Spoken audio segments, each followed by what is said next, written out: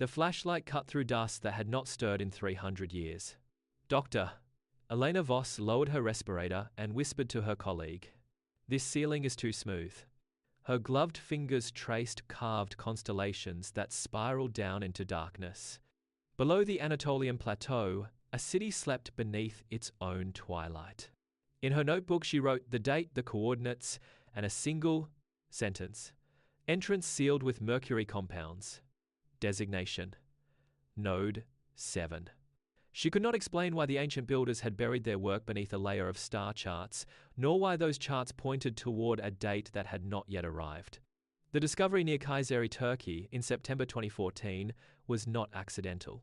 A geological survey team drilling for geothermal markers had broken through a stone slab and found air rising from below, air that smelled of copper and dried sage. Local shepherds had always called the hilltop the sleeping mouth. The Turkish Ministry of Culture assigned Dr. Voss and a small team to conduct a preliminary excavation. What they found was not a tomb. It was a city, 17 levels deep, capable of sheltering thousands, and built in concentric rings around a central chamber that pointed directly at the constellation Cygnus. 3 weeks into the dig, workers uncovered a sequence of bronze doors. Each door bore a different astronomical symbol: a crescent moon inlaid with mother of pearl, a solar disk etched with 17 rays, a spiral representing the Milky Way. Dr. Voss photographed each one. But it was the inscription above the fourth door that stopped her cold. The text was in a dialect of Luwian, an ancient Anatolian language. Her translator, Dr. Adem Yilmaz, read it aloud. When the seventh sun reads the falling star, the seal shall break. The team assumed it was poetic metaphor. They did not yet know that a caretaker lineage had guarded this entrance for 3 centuries, passing the watch from father to son. At the 7th level, the architecture changed. The carved stone gave way to poured concrete, a material not thought to exist in this region before the Byzantine era. Carbon dating returned a date of 430 BCE, plus or minus 40 years. More disturbing was the layout of the corridors. They were not built for defense or storage. They were built for observation. Narrow shafts cut through the rock, precise angles, each aligned with a specific star's position during the summer solstice. Dr. Voss noted that someone had designed this entire underground complex as a massive astronomical instrument. But instruments need operators. Where were their remains? The Turkish government restricted access to the site within 60 days. Official reports described a cultic storage facility of limited historical significance. This language satisfied academic journals but troubled Dr. Voss. She requested the carbon dating records and found a discrepancy. The concrete samples had been tested twice, with a 6-month gap between examinations. The second results were not filed with the initial report. When she requested the missing data, her access to the site was revoked. She kept her photographs. She kept her notebook. She began to wonder if the 7 generations mentioned in the inscription had not been metaphor at all.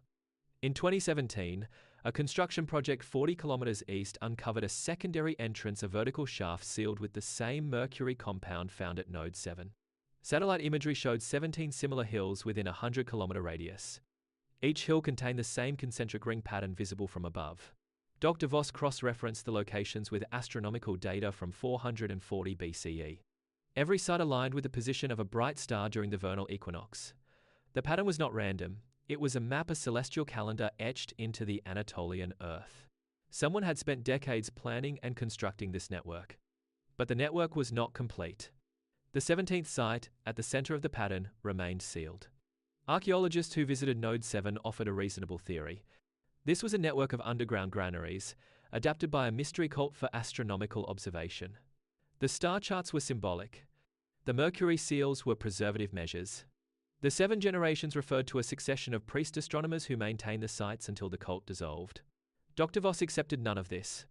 The granary theory ignored the 17-level depth, which was far too elaborate for food storage. The cult theory ignored the precision of the astronomical alignments, which required mathematical knowledge not attributed to Bronze Age Anatolians. She began to search for a second source of information. In 2019, she found it. A collection of Ottoman tax records from 1687, held in the Ankara State Archives. A village elder near Kayseri had paid a special levy for the maintenance of the Star Watchers Hill. The payment continued annually for 40 years, then stopped. The record noted that the Watchers were bound by oath to the Old Covenant. Dr. Voss tracked similar payments across 6 provinces. Each one corresponded to one of the 17 sites. The watch had been kept for 300 years after the concrete was poured. Someone had known exactly what lay beneath those hills, and had chosen to keep it hidden. What if the underground cities were not built in 430 BCE? What if the concrete dated to an earlier civilization, one that predated the Luwian inscriptions? Dr. Voss proposed a radical reading of the evidence. The concrete chambers were ancient, perhaps thousands of years older than the astronomical carvings. The Luwian text was a seal, not a construction date. It was a warning written by people who had found the ruins and understood their purpose. The 7 generations of star readers were guardians appointed to watch the sites until a specific celestial event occurred. When Captain Harold Vance set down his pen on that November day, he was thinking about a plane that had vanished. He could not have known that the metal beneath him would be found decades later in a desert crash site. Dr. Voss felt a similar vertigo. The sealed city was waiting for something. She did not yet know what. In 2023, a thermal imaging survey revealed heat signatures beneath the 17th hill, the site at the center of the celestial map. The ground temperature was 8 degrees warmer than surrounding terrain. The source was unknown. Dr. Voss requested permission to drill a core sample. The Turkish Ministry of Culture denied the request, citing preservation concerns. The site remains sealed.